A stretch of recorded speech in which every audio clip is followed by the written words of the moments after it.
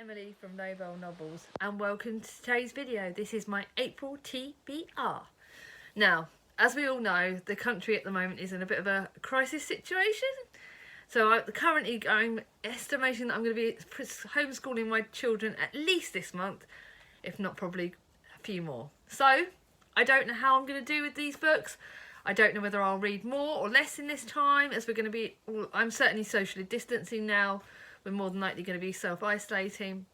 But let's try and look at the positive. Let's use our books to make us smile. I'm going to probably come on in here with a bit less makeup on, because, to be honest, I don't have to see people. So apart from you guys, that's it. And do you know what? You guys love me for who I am, I believe. So let's get on with it and let's chat. This is the second time attempting to do this. So, just to let you know, I'm participating in Katie from Books and Things Back of the Bookshelf Readathon, which I can't wait. I'll explain as I go along which ones will be participating in that bit. I've got the next Anne of Green Gables book, which I've had to go and find. I don't know how many more of those I've got, guys, so I'm getting a bit close, which annoys me. They may well be going on my Amazon wishlist when all this stuff finishes. And then I'm also doing Tom's Readathon, which is obviously my Harry Potter book, which you know I will be not complaining about. So, should I get on and show you the books? The first one is the next in the Anne of Green Gables series. This is Anne of Windy Willows. I believe this is number 4, so I've just had a look. Now a young woman and a romance with Gilbert Blythe beginning to flourish, Anne becomes principal of Summerside High School.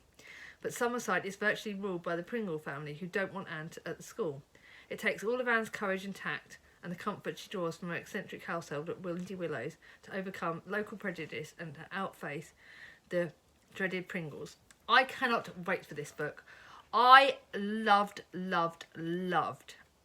of the Island, so I cannot wait for this one so much. I love Anne of Green Gables. I love this readathon. I cannot wait to get to that one. The next one's obviously Tom's one. I don't need to tell you any more about this. This is the 4th in the Harry Potter series. Yeah, this is going to take me most of the month because it's over 600 pages. So I think that's going to be fun. It's actually my least favourite of the films, but I believe the book is a lot better in my opinion. And I can't wait to get on with this. My little Mia's in the background watching me do this. So, I don't need to tell you anymore. You all know this. This is the Goblet of Fire. This is the one where he's forced into the Triwizard Tournament. So, no more sneaky previews on that. Don't need to say any more. Now I go on to all the buddy reads. Now I keep saying every month I'm going to do less buddy reads. Majorly messed up again this month. I have got a total of 6. I have majorly messed up. Although, good news for May, I've got hardly any because I'm going to be doing May Mental Health-a-thon fully. That's another sneaky piece of information. So I will show you the books I'm going to be doing the buddy reads with. Some of them will need more descriptions than others. First one, Wizard of Oz. I'm doing this with the lovely Victoria from What Victoria Read. Do I really need to talk about Wizard of Oz? Do I, guys? Come off it. You lot are not stupid. It's where Dorothy gets sent off to why am I never to the Land of Oz? I know this one. This actually has got a very special meaning to me because there is actually a bit in the film where she is right at the end when she clicks her red shoes together and she says, "There's no place like home. There's no place like home." Now I should have used that for one of my favourite quotes, but it does need to go in my book because if I ever get married to Chris, hint hint Chris, I would love it one day, I am going to be wearing red shoes because to me there is no place like home. At a time that's got like this with everything that's going on, I am clinging on to my house. It's my safety zone. It's my favourite place. I'm not one of these people that likes going travelling. I like home. There's no place like home. So that's why I love this book. And I cannot wait to. I don't think I've ever really read it properly. So I'm going to be reading this for Victoria. How cool is that? The next one I'm reading with my beautiful, gorgeous sister Charlie from Charlie Breck. We are reading another Bronte book. We're reading Villette by Charlotte Bronte. I have had this book for a while. I told you my goal was to get through, my newer goal was to get through all of the Bronte books this year. And this is one of the biggest ones. This is one of the ones that Charlie's been putting off reading. It's Charlotte Bronte's latest novel, Villette, fully and brilliantly exposes her theme as she attempted as she attempted in the first. Oh, the Professor.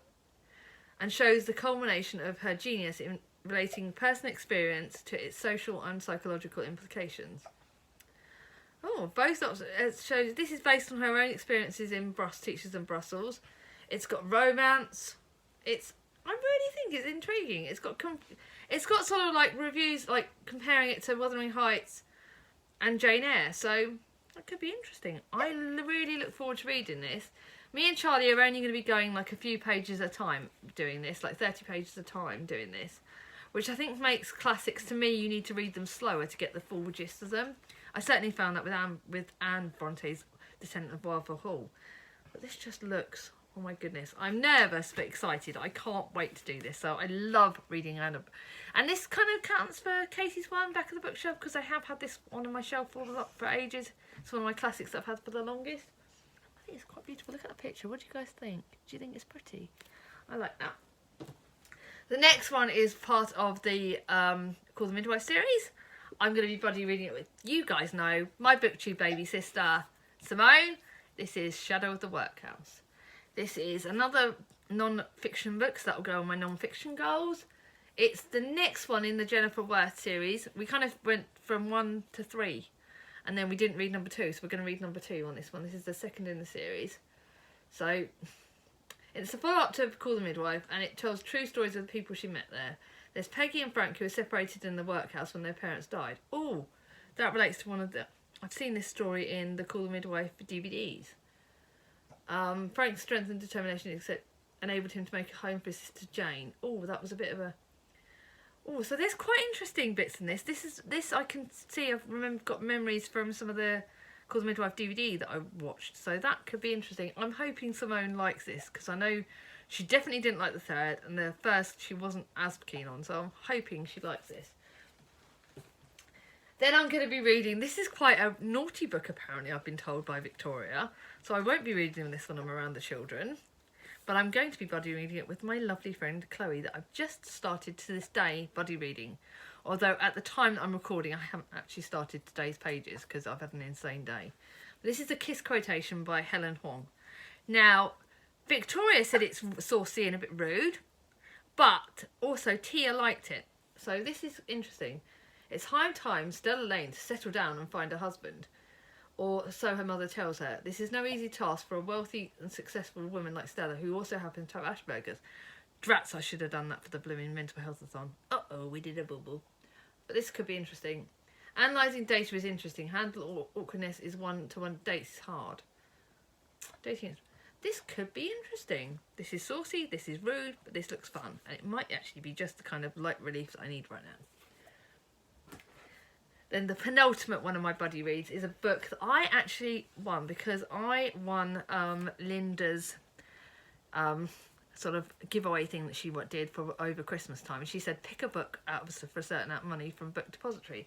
And I picked this, which is inspired by the gorgeous, the lovely Simon from Savage Reads.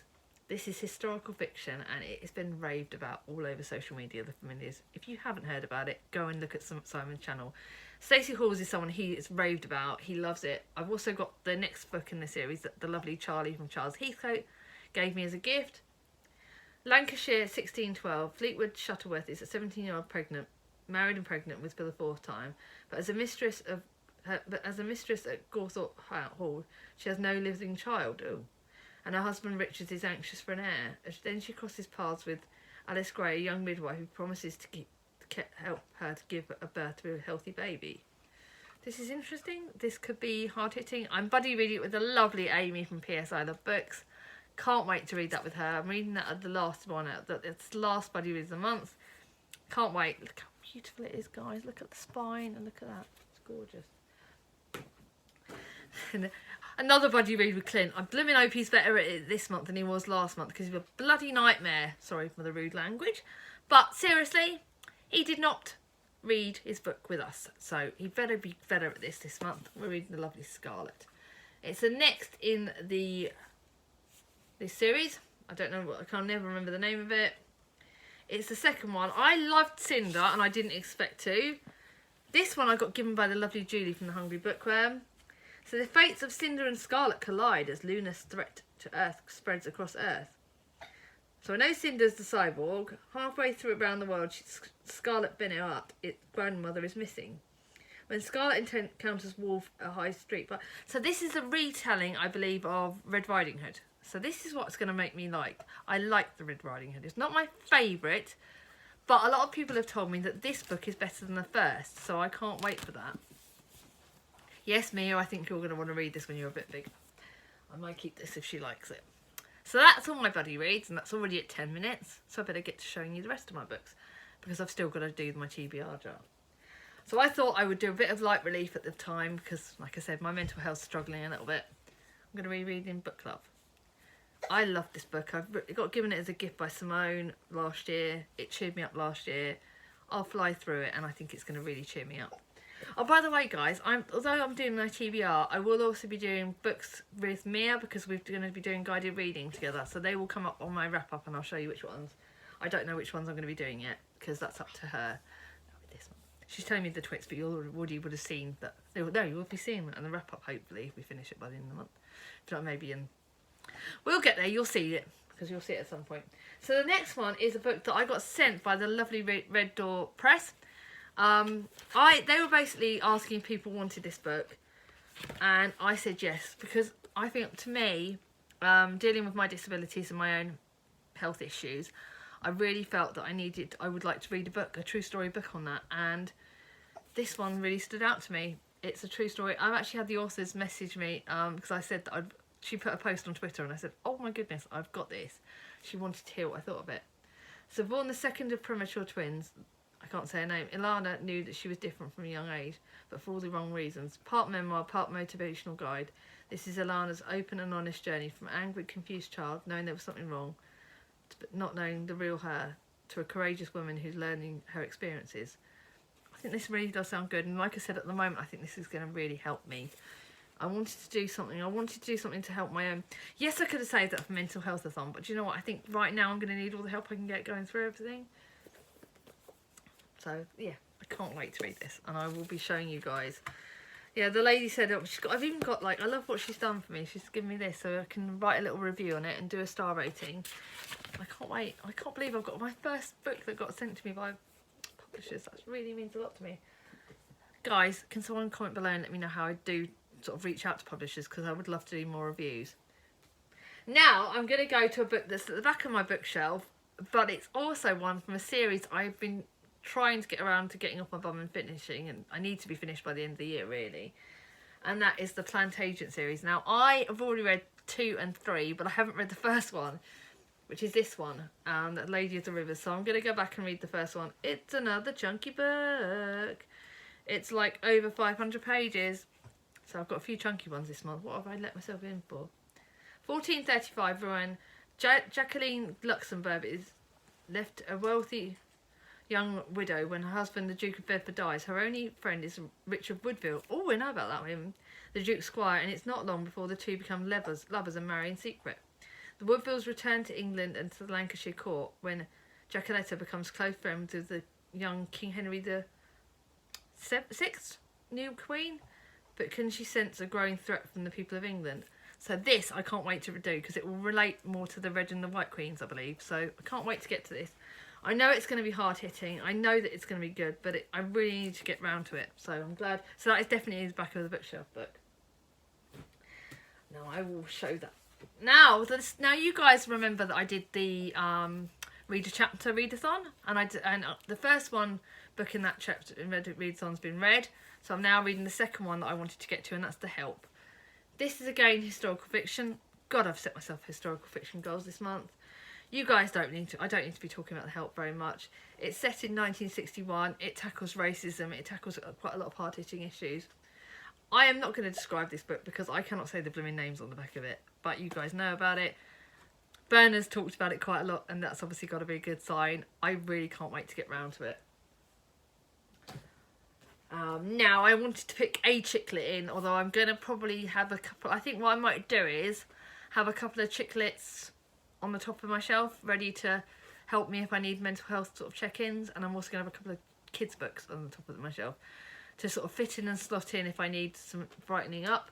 This is a Cecelia Home book, Lyrebird, another one that's back of the bookshelf one. because I've had that for ages. Following the death of her father, Laura Button's hidden life in the West Cork is revealed. Encountering her by accident deep in the woods, Solomon Fannin feels an instant connection. Laura, nicknamed Lyra for her gift to the sound, has a talent that offers her a passport into the world. Okay, this sounds exciting and could be interesting. It might not be just a standard chick lit. It's a Cecelia Home book. I know I'm going to love it. I don't need to say any more.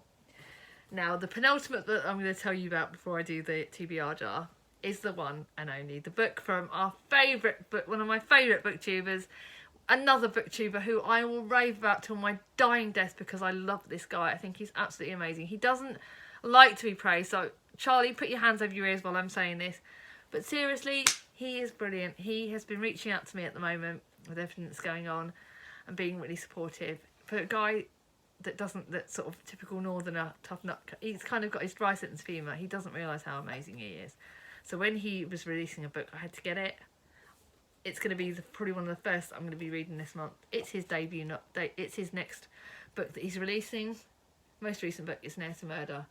Alice Valentine has lost her job. Her auntie is dead, and she's discovered she owns a cottage in Partridge Mews. The last thing she needs is a murder on her doorstep.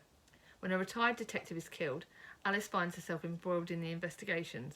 She's aided by Marmaduke Featherstone, a friend of the victim, and an all-round ragamuffin with enough skeletons in his closet to make it a graveyard jealous. That sounds quite good for sense of humour. And as the bodies began to pile up, Alice and Marmaduke investigate. Now, apparently, what I saw on Charlie's Q&A video is that Alice's mother, Primrose, is one of his Charlie's favourite characters that he's written. So which makes me can't wait to read this book even more. So I'm so excited. If you haven't bought it, buy it and go on to Charlie's YouTube page to buy it via him, because I discovered it gives him more money that way, especially at the moment. Let's support our authors. Now the last book before I do the TBR jar is Simone's, my friend's choice of the month, The Cuckoos Calling. But it's the first one in the Robert Galbraith, I think it's, what is it, series? I don't know the name of the series because I'm stupid. Comet Strike series. I got told about this. I think this was one that, did you send me this, Linda? I think Linda might have sent me this because I've got the second one. Linda's obviously Linda from Linda's World book is a friend. It's a chunky, it's a thriller. I love J.K. Rowling, so her underwritten under Robert Galbraith. I know quite a lot of you have raved about this series, so I can't wait to get to it. So thanks, Simone. Even though you picked me another chunky book, I'm going to get revenge on you one of these days. Seriously, if she ever asks me to pick a book, remind me to pick one of her hard ones. Anyway, Mia is now going to slow down a bit. Sorry, guys. Mia is now going to give me my TBR jar so I can pick a book from there, and she's going to help me find it. So you might see her in a second. I'm going to see. Oh, I'm scared. I'm so scared. I'm really, like, literally, guys, you can see me shaking.